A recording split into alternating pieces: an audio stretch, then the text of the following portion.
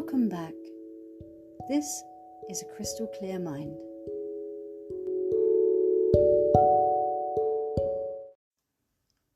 Welcome, my beauties.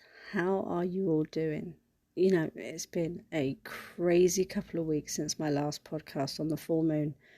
And although I had every intention and every urge to get another episode up, time just disappeared from underneath me.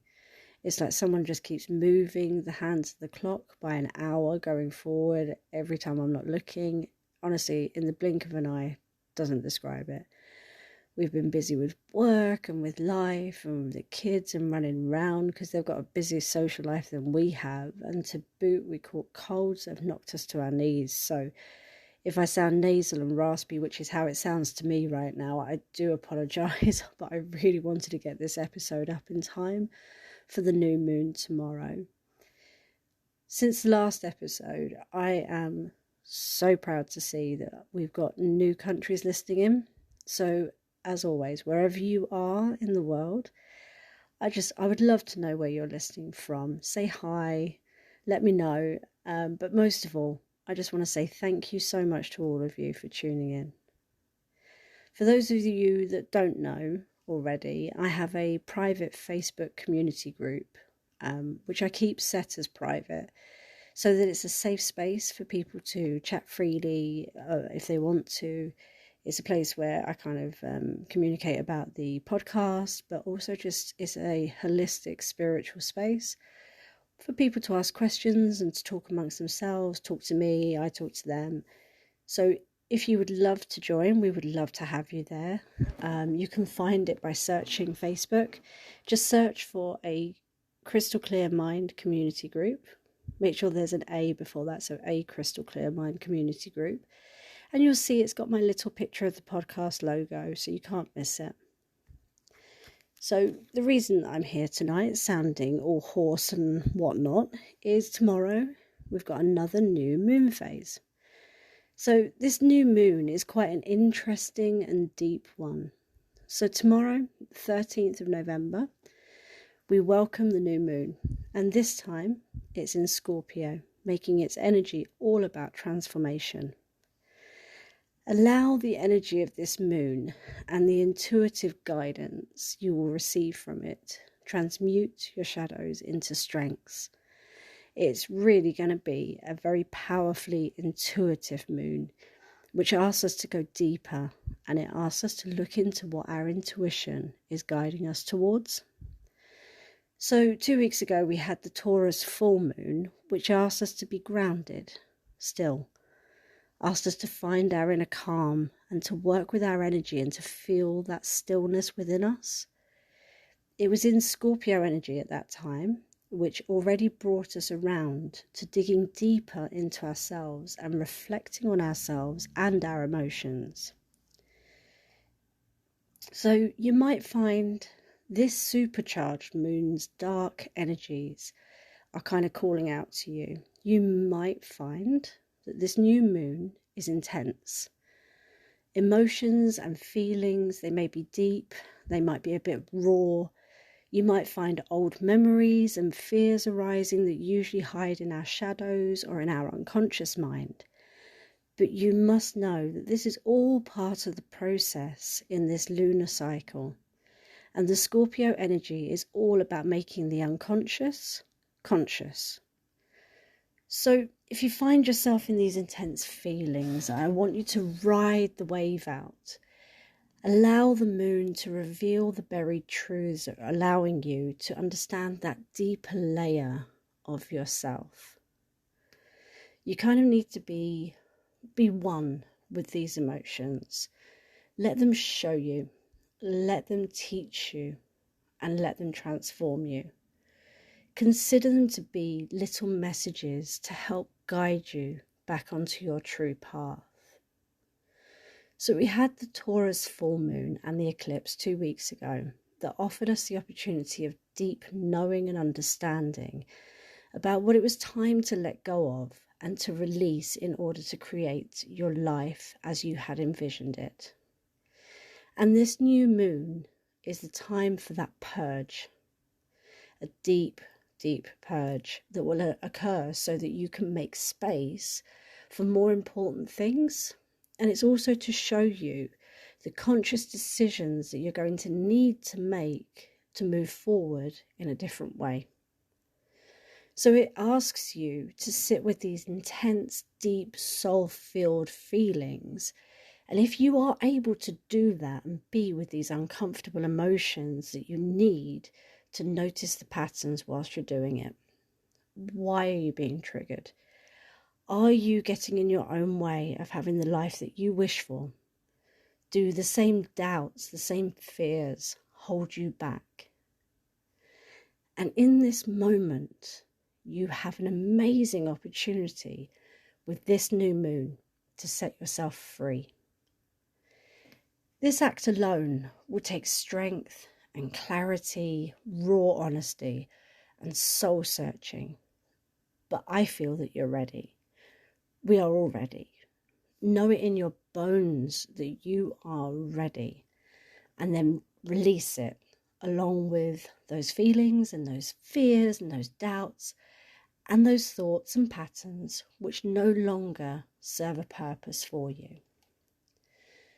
We have so many versions of ourselves that make an appearance over time. I look back over previous versions of myself and I can see the growth and I can see the change in me.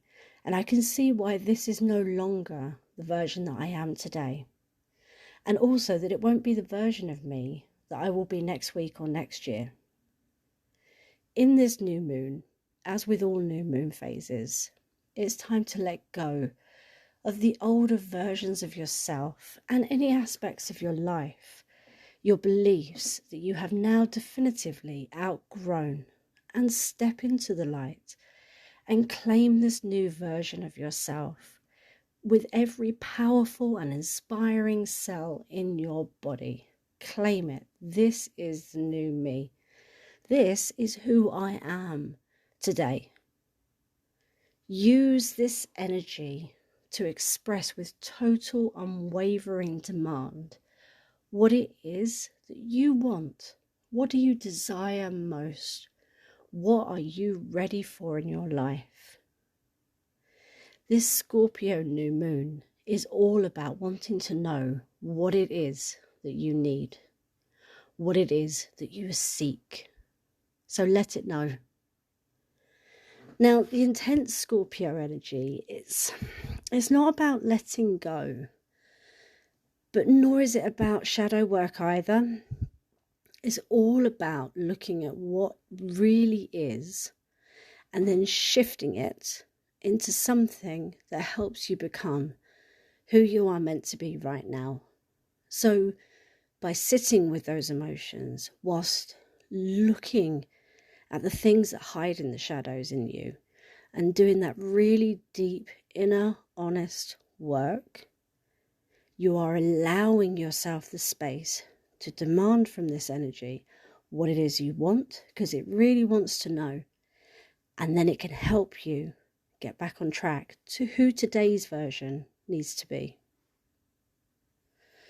Along with your usual new moon rituals, I would really strongly suggest utilizing a journal for this one, if you don't already. Write these thoughts down, work through them in ink. Declare what you are looking for, declare what you wish to release and let go of. If you are particularly finding the intense energies have gotten to you, then journaling these feelings in a private, honest way is the best avenue to take. Don't think too much about it. Just let it flow out of you and work through these feelings one at a time in writing. Now, Scorpios are a water sign, so try connecting to the water element, especially over the new moon. But generally as well, we've talked about this before. I really am such an advocate for a little water meditation or water ritual by just using a shower and allowing the negativity, imagining, visualizing that energy draining off of you. It doesn't belong to you. You wash it off with the water and it drains down the drain. I do this one with a bath quite a lot as well. Obviously, it's not quite the same as it, you don't visualize it immediately going down the drain, but I always have a beautiful image as I soak it off my skin. And then when I'm out, I've left it behind me. And when I drain the bath, the negativity drains away with it. The other way that you can connect with the water element, make tea. It's so simple and it's so effective. And it connects you with that water element of Scorpio. And it also just gives you another little self-care moment, which I kind of like. If you would kind of like to ramp your tea up a little bit, try adding some herbs like vanilla or rosemary or mugwort, which are all herbs that connect beautifully to Scorpio's energy. And if you work with crystals like I do, then I would suggest using Amazonite to connect with Scorpio's water element. But it's also an amazingly awesome crystal for empowering you to search within, to discover your own truth and your own integrity, which fits so beautifully with the inner work that we've been talking about so far. You could try using black tourmaline. It's an amazing grounding crystal, wonderful earth connections. So it will connect you to the earth, but it will also diligently remove negative energy from around you. And black obsidian is also a truly powerful crystal for many reasons. But in this sense, it promotes strength within, and it provides a stability and a safety, whilst also acting as a shield to block out negativity and other harmful vibrations. So if you're really vibing with the darker energies of this intense moon, black obsidian's the one for you. It will alter those harmful vibrations. So in 2 weeks tomorrow, we've got the full moon in Gemini coming up. Gemini is always such a fascinating sign, with the twins, the twin energy, two sides of a coin. So we'll be feeling the energy of Gemini, making you much more talkative and seeking things like change and spontaneity. So I look forward to getting back to you guys in a couple of weeks with your full moon episode. In the meantime, I really pray that this cold disappears from me, gives me my energy back, and I'll be aiming to get another episode or two up in that time. So I'm going to keep my fingers crossed. I've set it live online now, so hopefully that'll be enough of a kick up the tush to get it done. And until next time, my loves, take care.